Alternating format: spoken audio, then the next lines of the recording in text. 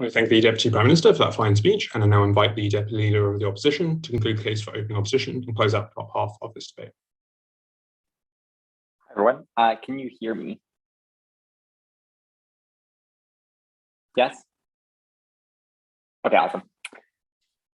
All right, I'll start in 3, 2, 1. I have two things I want to clear up at the start of my speech. The first is that I want to address what is in motion versus what is out of motion. This debate is about not a debate necessarily about how sex is generally portrayed, but looking at the wording of the motion is particular to the influence of popular culture on what constitutes good sex. The reason why this is important is not that you give op and auto win because we say it's good sex and the motion says it's good sex, therefore we win, I promise. The reason why this is important is that elements of popular culture that have a normative dimension have far more influence than passive elements of pop culture. By this I mean movies that show sex, and maybe the woman is enjoying it and maybe she orgasms or seems to, even the best case of influence for prop, do not have as much influence as sex columns that say, this is what you do. People are looking for answers on what to do in bed. They're insecure, they don't know what to do. Pop culture that is normative and spreads exacting messages about what you should do in bed is the most important and impactful type of pop culture for the debate. The second thing, and this addresses OG very directly, OG talks about things like toxic beauty standards and narratives of soulmates. I think these things are affected by the motion, but not inherent to pop culture portrayals. The reason why is that in terms of toxic beauty standards, these things are perpetuated by advertisers, the modeling industry, etc. And in terms of soulmates, religious influence over patriarchal structures are the reason why the norm of soulmates was originally produced, because we just have conservative norms that are written in terms of how parents talk to their kids and how people perceive society. Why is pop culture relatively better? At the very least, pop culture has the influence of being relatively new. That is, its monetary incentives to appeal to the majority of people who are consuming it, at the very least mean that it moves away from past religious standards and the incentives of advertisers to a greater degree, rather than these things being inbuilt into the fabric of society on proposition. I'll take POIs like later in the speech. Okay, second thing that I then want to address is to explain the OG missing comparative. Well, they do have a comparative, it's just a really crappy one. They say, first of all, people are just going to figure it out. I mean, this is terrible, right? Like, people should not be doomed to having really shit sex until they have sex with someone who's good in bed and can show them the ropes. And I think that actually places a burden on like women to tell guys what they need to do. The second thing is they say that sex ed can solve for this. Naomi addressed this, but I just want to go into more detail, right? Like, not only does sex ed tell you how to stay safe, but nothing else, but sex ed is actively perpetuated within conservative school systems to the point where in religious societies or in conservative societies where people don't have access and we're talking about sex is taboo, sex ed actively tells them things that are bad for their pleasure, or actively tells them ways to have sex that are about pleasuring the man. So it can be a force for bad. Finally, I guess Prop could say that in this world, there would be a more development of sex ed, but I actually don't understand why. I think instead, in a world where we never had the influence of pop culture over sex, more taboos would develop over discussing sex, because sex is something that is inherently private. Sex is something that is embarrassing to many people. So if there's not a strong social norm in pop culture of making sex more acceptable and making society more sex positive, I suggest that the comparative is not that we get a resource diversion into schools being more woke and progressive, but that our norms around sex become more insular and we don't actually have those conversations. I want to engage here on Naomi's content that it directly engages with this. When she says, look, we capture a lot of the benefits of open and gov. Why? Because women oftentimes could do things like send articles to each other to spur a conversation about sex.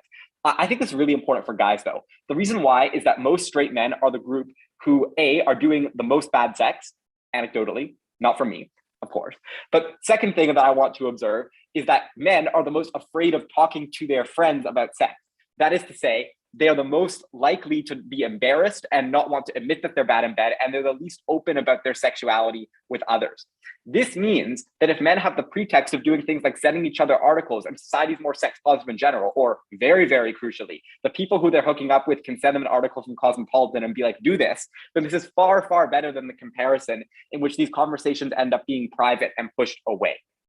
Second thing that I then want to address, now that I've addressed which types of pop culture have the most influence, I just want to weigh in. I agree this round can become example tennis. I don't think our case is example tennis though. Two reasons for this. Number one, we prove that structurally, normative pop culture is more important. Second, we prove that pop culture is relatively more progressive than what parents tell people, what people do when they figure it out, and the general norms in society that don't constitute pop culture, but instead constitute religions or capitalism, like religious traditions or the influence of capitalism over society. I think that relatively pop culture is a countervailing force against those things. Yes, pop culture is affected by religion, and yes, it's affected by incentives by toxic advertisers, but it is in general different than those countervailing norms. And we gave some good examples about just like why progressive people are likely to be seen as more credible in terms of being hired to write normative prescriptions about sex. I will take opening up. The only reason something exists in pop culture is for your ability to sell it to a vast majority of society, meaning it's already prevalent in society. Why would you want to challenge norms of society like religion and capitalism if that means that the vast majority of the market pull out? Okay. I think that the larger thing to say here is just that there's a built-in accountability mechanism in this debate. That accountability mechanism is that when you get bad sex advice from pop culture and then end up having bad sex, you go to different pop culture sources. That is, there's basically market competition. As long as we assume that most people, at least even though like good sex isn't like totally objective, have an idea of whether they're enjoying it relatively more or not than others, that means that providers of advice that end up being trusted over time are more likely to get trusted. The last thing that I then want to observe is in terms of how the cases line up on why there's an influence for women and the feminist movement. A couple arguments that Naomi gives that I think are exclusive here.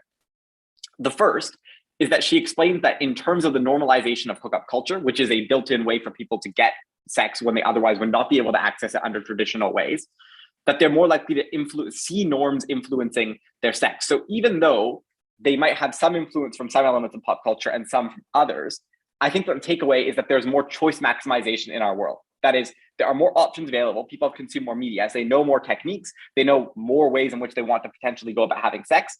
And as a result, there's some common agreement that forms about what good sex is, but people are able to enjoy more sexual diversity. The comparison of conversations means that you wouldn't have the development of things like kink subcultures, or you wouldn't have the development of the idea that different preferences exist in sex simply because there are fewer providers of information, and the mechanisms for information provision are more private and socially specific. That means in conservative societies, but it also means among jocks in the gym change room, or it means among girls who are too afraid to have these conversations with each other because there's no icebreaker of an article being sent or a scene they saw in a movie that they think that they might try and decide whether or not it's good for them.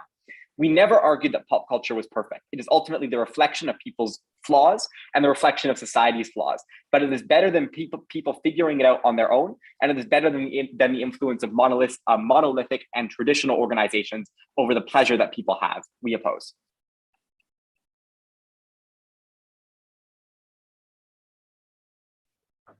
All right. I thank the Deputy Leader of the Opposition for that fine speech. Thank you to both top half teams for an excellent debate thus far. And I'd like to now invite the Member of Government to extend the case to the government bench. Fab, can you hear me fine? Yeah. Oh, that's yes, sorry, thumbs up. Okay, great. I'll start in a couple of seconds. I take POIs by the chat.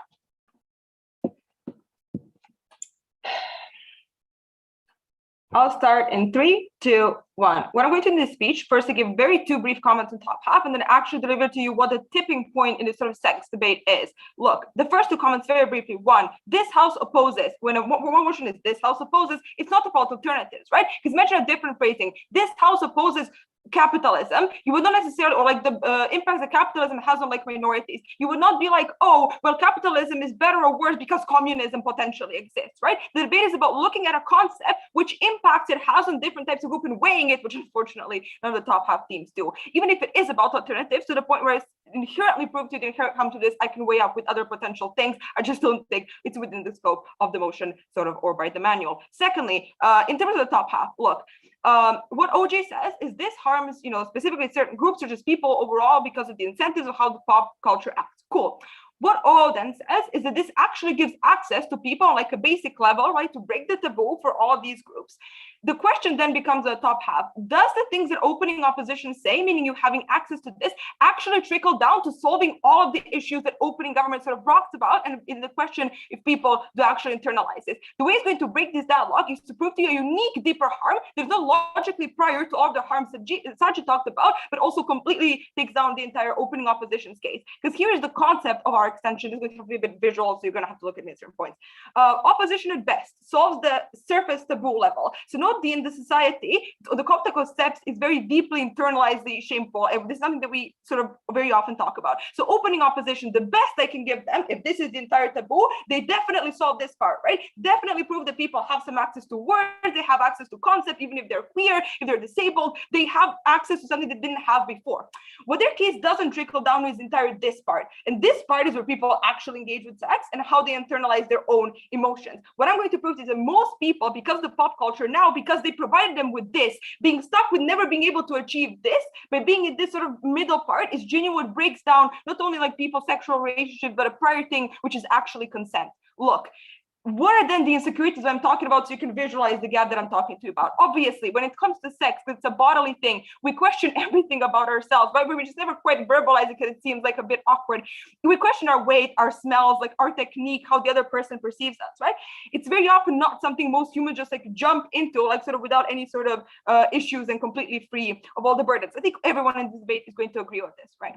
What is in the crucial thing? We internalize the taboo since we were children, right? It's a dirty thing we don't talk about it, right? Look, so at best, you watch sex education, everything Naomi talked to you about, and like, you know, sometimes like basics of the gay sex, like douching and stuff. You don't get much beyond in terms of how people then internally deal with the information that which they've gotten, you know, being put in a sexual situation. Do they actually think about these things? Do they find them like sort of nice or not? Do they consent to them completely? But I think that people being stuck in these gap between these two things about it being an internalized taboo and having some types of things, I mean, they will never be able to access deeper understanding, but they're still going to feel like they do. Why is this problematic then? Because the crucial trait of the pop culture showing sex assumes both parties, or how many parties, are always comfortable with it, right? Because look, for them to even tackle the basics, like in the sex education, right? For like, the queer people or disabled people, you probably have to assume in the scene that both parties sort of consent, which is completely fine with them exploring this one more niche minority concept, but they're both comfortable with exploring it, so you can even have a scene in the pop culture exploring it in the first place.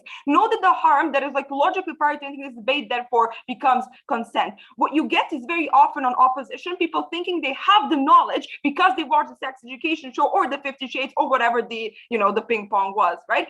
We don't care, because innately they all have the same trait, which is when you grow up we're looking at these things or thinking like, oh, this is more like this tackles what I do, or this is what I'm supposed to do, is that you believe that, well, okay, this is what it's supposed to look like, so I might as well just go along with it. Why is the thought process problematic? You make people believe they should because it's normal in whatever minority mindset thing you want to talk about, but for most humans, regardless of identity, it just isn't, because of all the awkward things that talk about how it perceives itself as humans, or like in love and how competent we are, right? But pop culture showing sexing not only like, you know, exploring the exotic basis, pushes you into believing I'm supposed to throw myself in. This reestablishes a couple of things. One, like people just assume they're just supposed to go along with it because it's how we show it for any of these sort of impacts of sex to like make sense in how we portray them in pop culture. Secondly, to create the appealing atmosphere because it has to be seen as intuitive. And then thirdly, both parties just take each other's coats off, or like Maeve, like the example from sex ed, engage in sex with a boy in their wheelchair. We just both assume they're completely comfortable with it without having internalized probably 10 issues that one of them unfortunately is disabled and whatever, right? What is the most important impact here? People growing up and internalizing that once you go into your real life sex scene of having sex and doing stuff, if you say anything that would disrupt it, it would ruin it. It goes against what is intuitive, what we've always grown up seeing as intuitive in movies, in porn, or whatever. What is intuitive then is to think on the spot and just act in a way in which your brain plays out all the scenes you've ever remembered, and just being like, well, there's a situation, I'm just gonna do all of these types of things, right? This is a problem because we feel like they cannot say, actually, no, I have no idea what I'm doing, or no, I'm scared. You have to make yourself believe in these instances that you know completely what you're doing just to play out this role in your mind if you've grown up. If we're going, this is detrimental, I'll take opening off. Your side, people still think that they have the knowledge, but it's worse knowledge. You're more likely to actually interrogate your belief systems about good sex when you see a conflicting view to your own, and there's also trial and error when you test out like sex with your partner in bed. Yeah, but this is the comparative, right? Because I've shown you the innate trait of the pop culture which you're representing. It's not necessarily just people sort of knowing, it's people believing they should be comfortable with knowing, right? Meaning they intuitively go into whatever knowledge you give them with. And then this has two outcomes. One, it harms the enjoyment of both parties. You'll just play along to finish what you started, even if you don't feel the most comfortable with it, meaning you don't communicate what you actually want, or take a step back to calm down in these instances. This is a harm because like the orgasm, if you know, enjoyment and closeness is biologically or liberal, like literally makes humans work. And we just abandon the transparency around it because you never actually recover the real issues. Secondly, you learn this is the right way to do it by over time ignoring your own consent to play out the game how it's supposed to be done, how you learn it to be done. You learn to just resent it over time. You question yourself, why is it that I'm not enjoying it when everyone else seems to do it like this? You learn to suppress your true desires for the other, meaning you don't ever gain confidence in your own sexual agency, right? You're over time conditioning yourself to genuinely diminish your consent, even in the smaller points. What does this mean over time? Look, personally, emotionally, not consenting to such deep intrusive acts as we see them as humans just is a harm, logical part to everyone else in this round, especially to OG. For any of the harms of attractiveness, minorities, knowledge, and like the act itself, you firstly have to feel comfortable with it. For any of the benefits in opposition, for people exploring their weird niches, feel more comfortable with it, you cannot give them the knowledge and respect to automatically jump into it and telling them you should always feel comfortable with doing these things. We give them multiple reasons why just humans don't. And when you make them learn over time, they're just supposed to play the act that they've always learned because internalized the way this pop culture does it, they'll never be able to enjoy a normal, nice sexual act. For these reasons, vote closing government. I thank the member of government for that fine speech, and I now invite the member of opposition to extend the case on the opposition bench.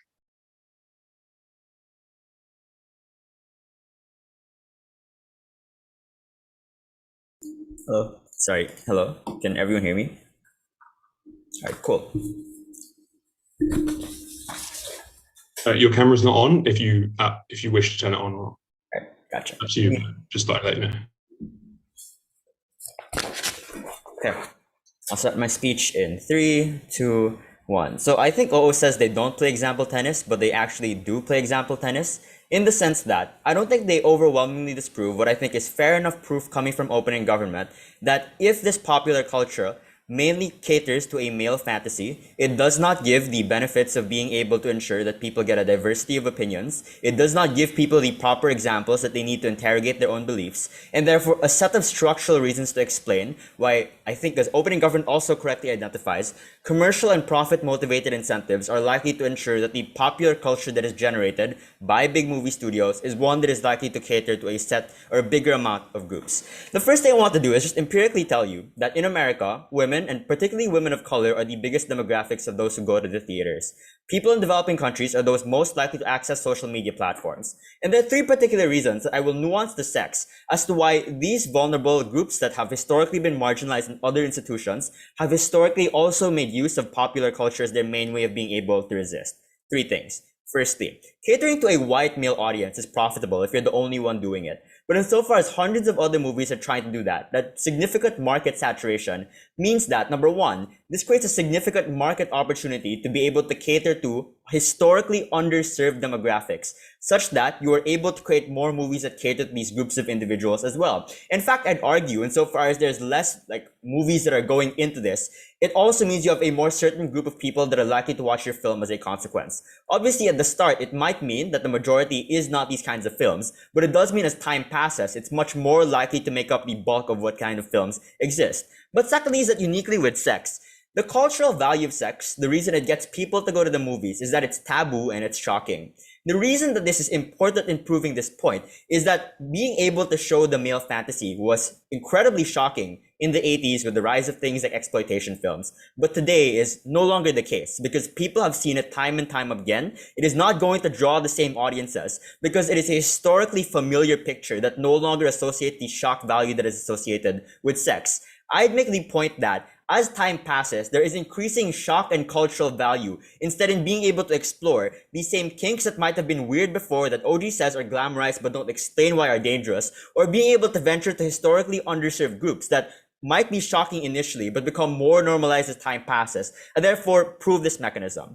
The third thing I'm going to say is that women and minority groups have historically made use of sexuality, and particularly historically sexual figures, to be able to resist and be able to use them as important figures. So you have for example, the rise of sexually assertive pop stars, the emphasis of sex in a lot of LGBTQ films, Call Me by Your Name, the portrait of a lady on fire, and therefore prove that it becomes increasingly important to emphasize this like sex for a lot of these groups, because a lot of the time this is their main currency and their main method of being able to like participate in discursive elements, which is why you've seen like the only way that women have been able to associate themselves in rap is a lot of the time being incredibly hypersexualized rappers, and therefore that was the only way in which they were able to do so. And what this proves that these women and minority groups are likely to cling on to these forms of media and these kinds of cultures and make them a particularly good demographic to cater to whenever you want to be able to produce media. That's important. Number one, because the harms of closing government only come about if you think there is just one version and one view of sex. What I prove now is that there's likely to be a diversity of different forms of media that exist that cater to different groups of people. But the second thing is that I agree with opening opposition that OG does not do a very good job of explaining why private ability to explore sex is going to be far worse. But the problem with what OO says thus far is a couple. Firstly, they don't take away things like historical and social conditioning of women that are still likely to exist on either side of the house, but moreover, that this is solely about preference. So general sex positivity, I don't think is the main delta in this debate, for the reason that I think, one, OG says there are other methods to be able to talk about sex. It's not about how open people are about sex, but uniquely, how this influences preference. There are three reasons why being able to privately discuss preference is far worse on their side of the house. The first thing is that sex is intimate, which means that if you don't have a bunch of like a larger force of popular culture being able to like talk about it, a lot of the time it is mixed in with other things like love, feeling, relationships, such that if you want to demand more from your partner, either they start to think that you don't actually love them, that you think they are insignificant, that they are inadequate, or you personally don't do it yourself because you don't want to impose that guilt, or you think that you yourself are the one that's the problem within a relationship, which is why you are not enjoying. Secondly, that sex is biological, which means that there are many ways in which people can manipulate you to believe that your preferences are one way or another. When I did this, you came. When I did this, you moaned. Why is it that you are saying that this is not something that you enjoyed when I have actual proof that you enjoyed it biologically? When a lot of the time, the psychological experience of sex is quite different from the biological experience of sex, although intertwined, does not necessarily imply pleasure that you were enjoying it. But thirdly, is that the acts of sex are very intimate and individual, which means that if you as a person and your personality makes you one that is unlikely to be able to declare and determine those preferences, it's much less likely they're going to be exercised to begin with. So if you're just generally shy as a human being, if you're not one who wants to be able to likely speak up against your partner, the important nuance to popular culture is that it is shared. It does not rely on you as an individual person being shy or being like willing to speak out about those things, but that many different women are likely to be able to do that for you, and therefore you don't need to have that kind of personality. You don't need to feel like you're always speaking out against your partner, and therefore private negotiation is far worse for the most vulnerable of women who don't do this, for example. I'll take OG now. Okay, so these movies that you're talking about are made by businessmen who want returns. In a world where, say, male-dominated sexual fantasies are saturated, why will they take the risk of taboo when they can diversify by doing things like making new movies about new storylines, new dramas, things that don't involve sex? So the first thing is that the ones that have sex as like a sideline thing are just least likely to have discursive power on sex. So I don't think that's a likely comparative. But the second thing I'd want to note is I don't know why you're calling this a risk. If in fact it is historically proven that this is successful, that a specific demographic of people, in fact, I'd argue it's more certain, because rather than having hundreds of like different, incredibly generic male-based movies that people will watch, you now have more specific targeted demographics that you can cater to. It's much better. Lastly, I would argue is that you don't have one monolithic view with popular culture, but it is a diversity of things that allows you to be able to ensure that it is okay for you to feel like you don't know what you like, that it is okay for you to possibly explore with other human beings. The difference on Gov is that when you do this privately, it is far worse because it just takes one awkward experience for you to completely ignore something you would have otherwise liked with another human being, when you need active disproof of that by seeing in a movie that they might have potentially enjoyed it. And note that people are not so stupid that they'll just internalize that I have to enjoy everything, but they are smart enough to think that maybe there are some things I could possibly enjoy, I just have to try them out a bit more. For all these reasons, I'm very proud to oppose. Right. I thank the member of government for that fine speech. Member of opposition for that fine speech. And I'd now like to invite the government whip to summarise the case for the government bench.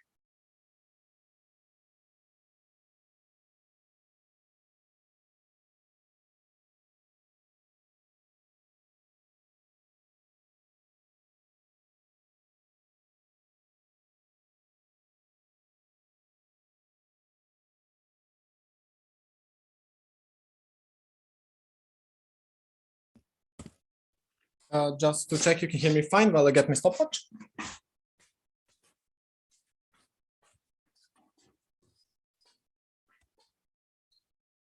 I'll take that as a yes. No one complained I am inaudible. Your eyes in the chat, please. Let me set up my notes and I can get started in 3, 2, 1. Let's get out of our liberal bubble. Let's define what popular culture is in this debate. Let's define what it means to catering to the majority of the population, right? One important premise for this. Ops, they concede that sex is taboo in the status quo. Oppositions concede that most people don't feel comfortable talking about this or watching this, right? What does this mean? This means that the most common, let's talk about how the most common representation of good sex in media is, right? What kind of pop culture do most people watch? Because unlike everybody else in the debate, we realize that most shows are not sex education. Most shows are not made specifically to explain to you what is good sex and how good sex looks like. Think about what most people watch in popular culture. Think about what your parents watch. What are the most popular movies in the developing world, right? These are rom-coms. These are action movies that have romance subplots. What is the thing here? Two important things. One, sex is an afterthought here, right? This means this is just a part of a general plot. You see the main character wooing someone, being able to seduce a woman, and then they have sex and they say it was great. There is no place in the plot and in the marketing to have nuanced discussions about things.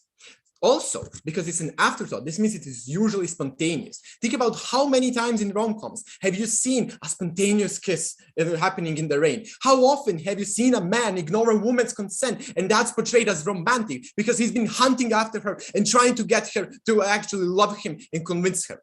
Think about how often you have heard someone in a rom-com say, "Can I kiss you?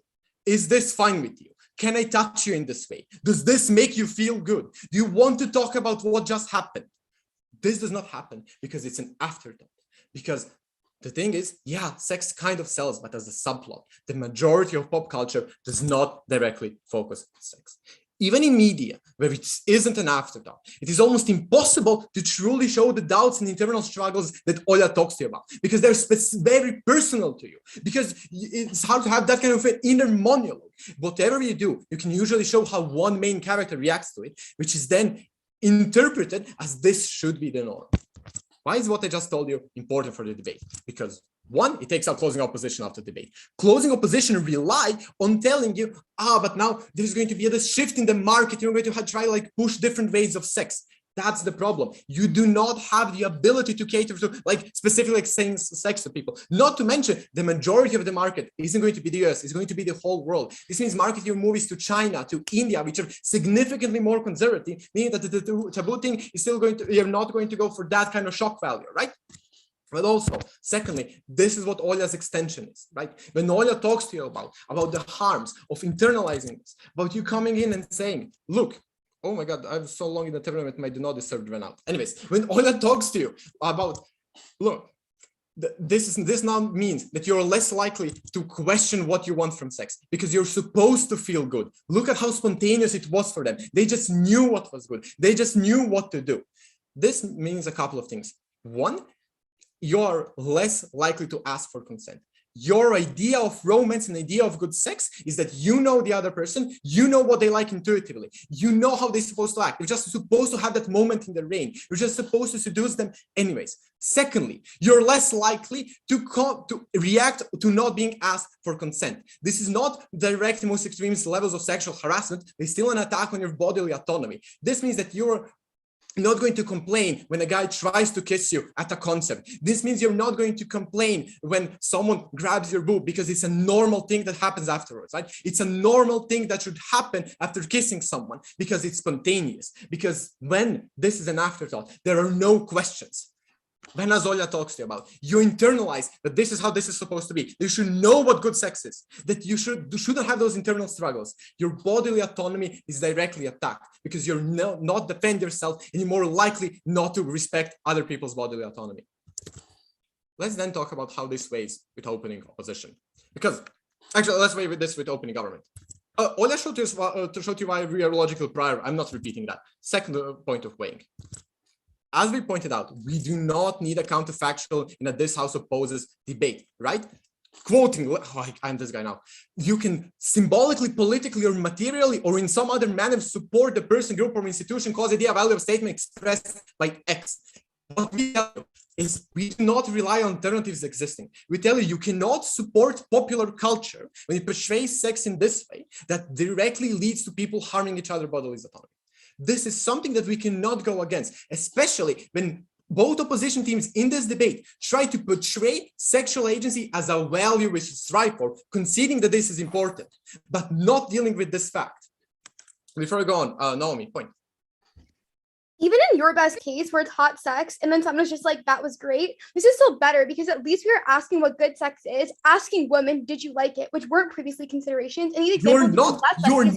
When are you asking what is good sex? When does that happen? You are internalizing in women that they just saw something that is the ideal version of sex that they should enjoy and that this should happen intuitively. You are not internalizing the fact that you're confused how this works. You're not talking about the thing that you maybe feel conflicted because of your religion values. Maybe your parents have taught you that this is taboo. Maybe you're non-binary. Maybe you're not sure how sex looks like. None of these things I've talked about because you cannot show the internal struggles here. Why do we then win over OO? Because recognize OO relies, and most of the case rely, on this trend of liberals having influence continuing. When one, majority of the world is still religious. Second, in Western liberal democracies, I'm not sure we are trending left. We are trending left in a liberal bubble. But in France, like Macron is the leftist candidate that exists, and he's center fucking right. The top three candidates for president are right, including Marine Le Pen and some other more right candidates. In the USA, Biden Trump is still hotly contested. Independents still hate Biden, but in the rest of the world, this thing you're talking about is not only not happening, that trend, it is actively the reason why in the developing world, you oppose the West. You say they are sinful. They are promoting sex to that level, right? So this means I'm not sure that trend continues unless someone proves it, they cannot win this debate. What do I want you to remember at the end of this? CG is the only team that can win this because we provide you with the characterization, but we don't rely on it because whatever happens, popular culture, however it evolves, it still has to show that in the end, they're going to be enjoying it. And most often they will do so, but they cannot show and will not show in the afterthought of, should have I enjoyed this? When people internalize this, when people see that and believe this is what good sex looks like, when it influences their idea of good sex, if they do not agree with that, they believe there's something wrong with that. This means they're not going to act on their bodily autonomy. This is clear closing government.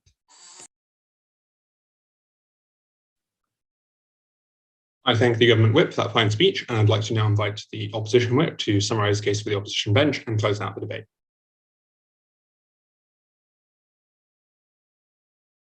Hi, can I be heard? Oh, that's right. Okay, great. I'll take POIs in chat. Okay.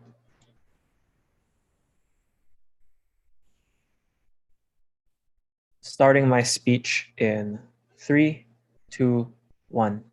3 things in this speech. First, managing closing government's response to us, or rather their failure to respond. Secondly, illustrating why we massively overtake opening opposition. And then thirdly, why government bench explodes into the stratosphere. First, why is closing government's responses insufficient? Their first response is to say sex is quite taboo. Therefore, there's a conservative majority. Therefore, the market is bad for minorities. The first thing we pointed out is that if your example is true that the market is China and India, you don't have the white majoritarian view that OG says. So that's a large margin of the harm out of the debate. But what we said was that even if their premise is true, that there is a conservative majority, market incentives do not sufficiently concentrate all of pop culture within this majority. And in fact, there is a race to the margins to expand market coverage for the very basic reason that saturation naturally decreases the margin of profit you would make as a market or as a pop culture company, whatever you are, right? So the first thing we illustrate is that the response, one, is not true, and two, even if is true, does not touch the actual meat of the material, illustrating that having said this so far, our material can be credited to be fully true, given that we substantially improved depictions of pop culture by a larger margin. I'll explain later in my second issue why this takes us over opening opposition. The second thing they have, though, is this point about the presumption of consent. First thought on this, I actually think it's a good idea that most depictions of good sex show both actors enthusiastically consenting to that sex. And we think, in fact, if there's a greater divergence from the depiction of consent, and it's easier for people to point out when that violation of consent occurs. Secondly, our side provides the prerequisite tools to explore your sexuality and have a baseline for consent and mutual understanding. And thirdly, is that their presumption is that the native disposition to sex is to be considerate and to ask for consent, despite the fact that we pointed out the insecurities inherent biologically, psychologically, and inherent to the power dynamics in sex lead people to further pressure you to a degree that we think is unconscionable, and that the existence of pop culture acts as a counterbalance. You nodding it, I guess, means that you tacitly agree. So I suppose it means that you're out of this debate. So at the end of this first issue, closing government's responses don't mean much to our case, which is why we take it over them. Secondly, how does our material take us over opening opposition? First of all, our material mechanistically proves the prerequisite market material for their opening opposition material to be credited. That is, their point is to prove that markets cater to whoever gives them money. But it's unclear what the market actually looks like for these people. And our discussion provides the justification for why, left to its own devices, even without some feminist movement justification that gets disputed anyway by opening government, we move still towards positive conceptions of good sex that are beneficial for people. Secondly, our material advances a far larger margin of benefit, which, as we illustrate, it's less than just some depictions of good sex, but a gigantic race to massively depict the conceptions of sex as well as the depictions and experiences of sex that people on the margins have, as there is an increasing incentive for them to do so, both due to the money that they would provide, but also just the social capital, as well as the exclusive control that you would provide for that given market base. As such, the margin of benefit is larger, not only because there's a margin to do it, there's a increased threshold to do it, past just doing it just to be good enough, but rather to maximally improve the quality of depictions for these people, meaning that there are substantially better depictions that people can have for themselves regarding consent and so on. Thirdly, we also don't just talk about general sex positivity, but we specifically nuance it to this discussion about preference and how private discussions can be manipulated, illustrating that there is a specific harm towards depictions about good sex specifically, and not just sex positive as a whole, which means that we are more nuanced and more on topic for the motion. And fourthly and lastly, is that we illustrate is that this trend of popular culture, and that illustrates the context needed for any benefit from OO to accrue. This illustrates on a variety of metrics that we substantially take it over opening opposition, both on the metric of scale, gravity, and so on. Lastly, why do we take it over government bench? And what we illustrate is that pop culture may on occasion have flaws, may on occasion be good, but by and large act as a counterbalance to more pernicious internal tendencies in private discussions. Here, let me first take out what closing government says. They say, well, they don't have to consider the alternative, which is fair. They're not forced to defend a counter model. But what we specifically illustrate is that this forestalls a worse version from happening. And even if there are some harms, if it prevents a greater harm, that is a benefit that can be attributed to it, and as such still to be something that is credited towards our side. And what we specifically illustrated was that private discussions that government bench relies on as some plausible alternative to provide these discussions are substantially worse, not only because they are intimate and mix up with confounding factors playing up your insecurities and fear. Their point about you trying and failing is just a non-starter. It is so hard to try, and failing has costs. Failing can ruin your relationship. Failing can make you deeply insecure about yourself. Like, I can't think of any person who would be like, yeah, I'm excited to fuck up at sex for the first time. Like, that sounds terrible. And it sounds like a terrible first time, especially on your first date when you want to make a good impression. Like, this sounds terrible for people. But secondly, sex is biological. And as we illustrated, this grants power in power dynamic discussions to those that can subvert people within these discussions. And without having a baseline for what good sex is, you are more likely to be subverted and have your consent be violated in such a fashion. But thirdly and lastly is that we also illustrated acts of sex are intimate and individual, and as such are less likely to have your personal preferences be exercised and expressed if you as a person are simply not keen or likely to express that kind of tendency, which is why having other people speak on your behalf is broadly beneficial. So it's not just like you having a teacher, right? Because that teacher can't speak up on your behalf when it comes to the actual discussion in the bedroom itself, which means that you need a proxy for that, and the only substitute for that could be that television. Because not like your teacher's going to tell your date, oh, this person wants to have sex in this way. So clearly there must be some standard of good sex that we illustrate for. So that ends it and specifically points out that the comparative that Gov sets up is one where people are substantially unhappier, taking us immediately over them, but additionally also the margin of benefit provide is far greater. I'll take a PY from OG before I move on. So even in your best case, if you create separate content due to saturation, for that to be weighed in this debate, you have to not only prove that, but prove that that content is made most or consumed on the highest frequency for that to be the most relevant material. Otherwise, everything we said is true because it's prevalent in the most cases. Why? Why is that in fact our burden? Our illustration was that the private discussions people have in regards to sex and the attitudes they have towards sex with one another affect them personally. Just because not everyone is believing in the same kind of sex as you doesn't mean that you can still pick and curate your sex partners. You can still choose what this private and intimate experience looks for you. And moreover, the ability to hold a partner accountable doesn't rely on having them choose, right? So it's still based on you personally. Like the point of the POI is a non-starter because it doesn't actually illustrate why the POI is true. Finally, then, what do I think is the final thing that you should give closing opposition a win for? Because I've given 3 or 4 separate reasons. I think a final reason for why you should give closing opposition a win is, first of all, because we structurally illustrate what the market looks like, which means that we are far more credible in regards to what the market actually looks like. So what this means is that both opening government and opening opposition rely on some version of the market to change some outcome. What we illustrate is that it's specifically grounded in our conception of the market because it's most structurally proven. Also, Sajid is a very naughty boy, which is why closing opposition should indeed take it because we're less naughty. Negate.